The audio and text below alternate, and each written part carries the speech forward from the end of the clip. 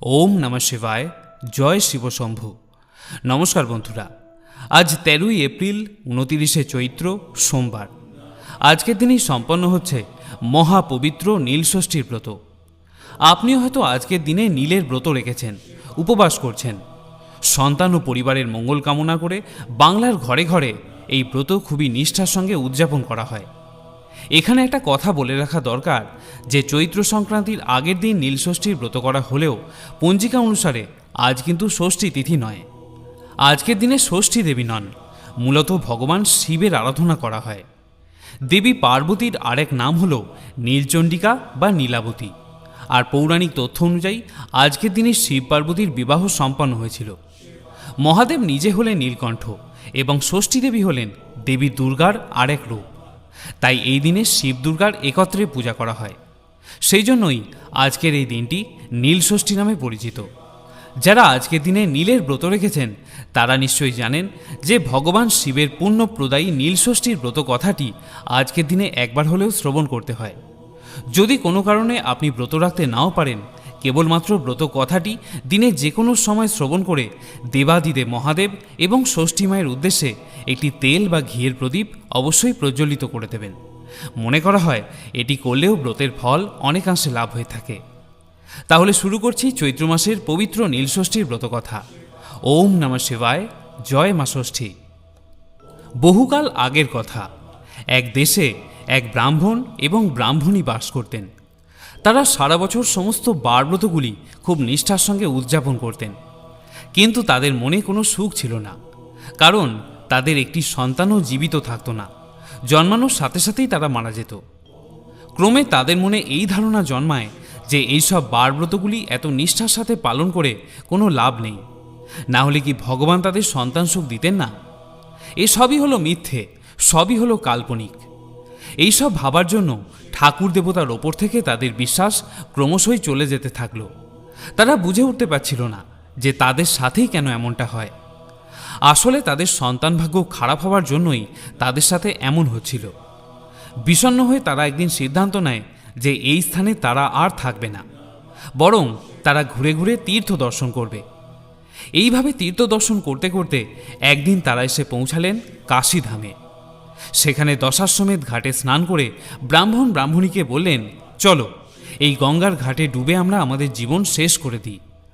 বংশরক্ষার জন্য যখন একটি সন্তানও বেঁচে রইল না, তখন আমাদের বেঁচে থেকে আর কি লাভ? এই সব সাত পাঁচ ভেবে যখন ব্রাহ্মণ ব্রাহ্মণী গঙ্গার জলে নামতে শুরু করলেন, তখন পিছন থেকে এক বৃদ্ধা এসে তাদের জিজ্ঞাসা করলেন, হ্যাঁ গা, তোমরা কারা? এত বিষণ্ণ মনে গঙ্গায় নামছো কেন?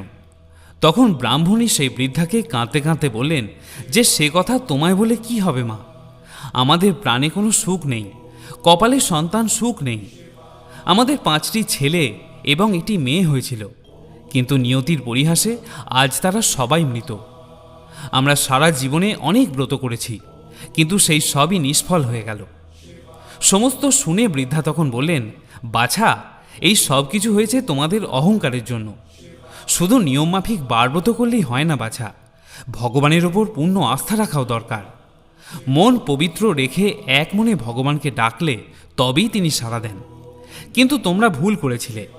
তোমাদের যখন সন্তান হয়েছিল তখন সদ্যজাত সন্তানের কান্না শুনে তোমরা বিরক্ত হয়ে প্রতিনিয়ত বলতে, আপদ গেলেই বাঁচি। সেই অহংকারের জন্য আজ তোমরা সন্তান হারা। তোমাদের এই পরিণতির জন্য তোমরাই দায়ী। ব্রাহ্মণীর তখন অতীতে সেই সব কথা মনে পড়ে গেল। আকুল হয়ে কেঁদে তখন সে বৃদ্ধার পা জড়িয়ে ধরে জিজ্ঞাসা করল, তুমি কে মা? বৃদ্ধা তখন স্মিত হেসে বলেন, আমি মা ষষ্ঠী। আমি সন্তানদাত্রী, সন্তান অধিষ্ঠাত্রী এবং সন্তানের প্রতিপালক। তখন ব্রাহ্মণী তার পাপ কাজের জন্য মা ষষ্ঠীর কাছে ক্ষমা প্রার্থনা করল এবং এ থেকে মুক্তির উপায় জিজ্ঞাসা করল। মা ষষ্ঠী বললেন, শোনো, এই চৈত্র মাসে সংযম পালন করবে এবং তার সাথে ভক্তি ভরে শিবের আরাধনা করবে।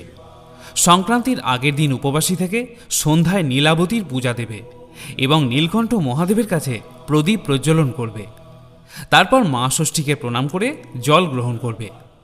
এই তিথির নাম হল নীলষষ্ঠী তিথি। এই কথাগুলি বলে মা ষষ্ঠী সেখান থেকে অন্তর্হিত হলেন। এরপর ব্রাহ্মণ ও ব্রাহ্মণী কাশীধাম থেকে নিজেদের দেশে ফিরে গেলেন এবং মা ষষ্ঠীর আদেশ মতো নীলষষ্ঠীর ব্রতও পালন করলেন। এর কিছুদিন পরেই মা ষষ্ঠীর কৃপায় ব্রাহ্মণী পুত্র সন্তানের জননী হলেন। মা ষষ্ঠীর কথা মতো সেই সন্তানের আর কোনো অনিষ্ট হয়নি। এইভাবে নীলষষ্ঠীর ব্রতের মাহাত্ম্য চারিদিকে প্রচার হয়ে গেল। তাই শ্রোতাবন্ধুরা, বহু অর্থ ব্যয় করে বা ধুমধাম করে পূজা অর্চনা করলেও যদি মনে ভক্তি বা নিষ্ঠার অভাব থেকে যায়, তাহলে ভগবান তাকে কখনো কৃপা করেন না। তাই তো বলা হয়, বাহ্যিক আড়ম্বর নয়, মনে ভক্তির আকুলতাই ভগবান লাভের জন্য যথেষ্ট। শ্রোতাবন্ধুরা, এবারে আমরা জানব নীল পূজার বিধি সম্পর্কে।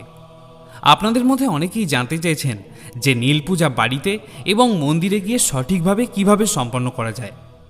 এর আগের একটি ভিডিওতে আপনাকে বলেছিলাম যে বাড়িতে নীলষষ্ঠীর পূজা কিভাবে সম্পন্ন করতে হবে সেই বিষয়ে।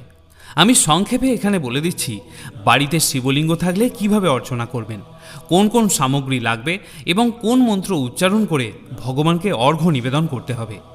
এছাড়া উপোসের সঠিক নিয়ম, নীলবাতি কোন সময় প্রজ্বলন করলে সবথেকে ভালো হয়, ব্রতভঙ্গের পর কোন কোন খাদ্য খাওয়া যাবে, এই সব কিছু নিয়ে আমি সংক্ষিপ্ত আলোচনা করে দিচ্ছি। প্রথমেই বলি যে এই নীল পূজা কেবলমাত্র বাড়ির গৃহিণীদের জন্যই সীমাবদ্ধ নয়। অবিবাহিত মহিলা, পুরুষ এবং নিঃসন্তান দম্পতিরা সন্তান কামনার উদ্দেশ্যে এই ব্রত পালন করেন। তবে এই পুজো একটি বিশেষ নিয়মে এবং একটি বিশেষ সময় করতে হয়। উপকরণের ক্ষেত্রেও কিছু বিশেষ দ্রব্যের প্রয়োজন হয়। যদিও আজ সোমবার সমগ্র দিবস জুড়েই তিথি থাকবে, তবুও নীল পূজার সবথেকে আদর্শ সময় হল সন্ধ্যাকালীন সময়। তবে যদি কোনো অসুবিধা থাকে, দুপুর 12টার পরেও আপনি এই পূজা সম্পন্ন করে নিতে পারেন। তবে আমি বলবো আপনি শুভযোগ তৈরি হওয়ার পরেই এই পূজা করুন, অর্থাৎ বিকাল 5:17 পর যে কোনো সময় আপনি বাড়িতে বা নিকটবর্তী কোনো মন্দিরে গিয়ে পূজা করতে পারেন। আশা করি যারা ব্রত রাখছেন তারা আগের দিন নিরামিষ আহারই গ্রহণ করেছেন। প্রথম কাজ হলো নীল পূজার উপকরণগুলি সংগ্রহ করে রাখা। আশুতোষ শিব অল্পতেই সন্তুষ্ট, তাই খুব বেশি উপকরণ নীল পূজায় লাগে না। শিবের পছন্দের ফুল যেমন নীল অপরাজিতা, কলকে, আকন্দ বা ধুতুরা ফুল, 5 রকমের ফল এবং বেলপাতা সংগ্রহ করে রাখুন। ফলের মধ্যে বোঁটাযুক্ত কাঁচা আম এবং বেলফল থাকলে অতি উত্তম। তার সাথে বেদানা, আপেল, লেবু ইত্যাদি কিনে রাখুন। যে বেলপাতা আপনি শিবকে নিবেদন করবেন সেই বেলপাতা যাতে ত্রিপত্রযুক্ত নিখুঁত হয় সেই দিকে বিশেষ লক্ষ্য রাখবেন। একটি আকন্দ বা অপরাজিতার মালা এই দিন শিবলিঙ্গে অর্পণ করলে খুব ভালো হয়। আর তার সাথে লাগবে গোটা আতপ চাল এবং শ্বেত চন্দন। শিবলিঙ্গকে আপনি ইচ্ছা অনুযায়ী গঙ্গাজল বা পঞ্চামৃত দিয়ে অভিষেক করতে পারেন। অনেকে ডাবের জল দিয়েও শিবলিঙ্গকে অভিষেক করে থাকেন। পঞ্চামৃত দিয়ে করলে আপনাকে আলাদাভাবে তা তৈরি করে নিতে হবে। সেক্ষেত্রে কাঁচা দুধ, দই, ঘি, মধু এবং গঙ্গাজল মিশ্রিত করে একটি পাত্রে তৈরি করে রাখুন। এখানে দুটি জিনিস অবশ্যই মনে রাখবেন। শিব পূজায় শঙ্খধ্বনি এবং ঘণ্টাধ্বনি করা হলেও শঙ্খ ধোয়া জল যাতে শিবলিঙ্গে না পড়ে সেদিকে বিশেষ খেয়াল রাখতে হবে। বলা হয় শঙ্খ ধোয়া জল শিবলিঙ্গে পড়লে শিব তাতে ভয়ানক রুষ্ট হন। আর দ্বিতীয় হলো শিবলিঙ্গে ভুলেও কখনো তুলসী পাতা অর্পণ করবেন না। এই দিন দেবাদিদেব মহাদেবের সাথে সাথে মা ষষ্ঠী বা দেবী নীলচণ্ডিকাকেও পূজা করতে হয়। মা ষষ্ঠী বা দেবী নীলচণ্ডিকার জন্য সংগ্রহ করে রাখুন 2টি পান পাতা এবং সিঁদুর, আর তার সাথে ধূপ, প্রদীপ এবং আপনার সামর্থ্য অনুযায়ী দক্ষিণা তৈরি রাখুন। এ তো গেল উপাচার এবং প্রয়োজনীয় সামগ্রীর কথা। এবারে আপনাদের জানাই কিভাবে শিবলিঙ্গের পূজা করবেন। যদি ভিড়ের জন্য মন্দিরে পুজো দেওয়ার সময় কম থাকে তাহলে প্রথমেই পঞ্চামৃত এবং গঙ্গাজল দিয়ে বাবার অভিষেক করে নেবেন। তারপরে ফুল, গোটা ফল, ফুলের মালা এগুলি বাদ দিয়ে যদি কোনো বিশেষ বস্তু বাবাকে নিবেদন করতে চান সেগুলি গঙ্গাজলের সাথে মিশিয়ে সেই জলটি বাবার মাথায় ঢেলে দেবেন।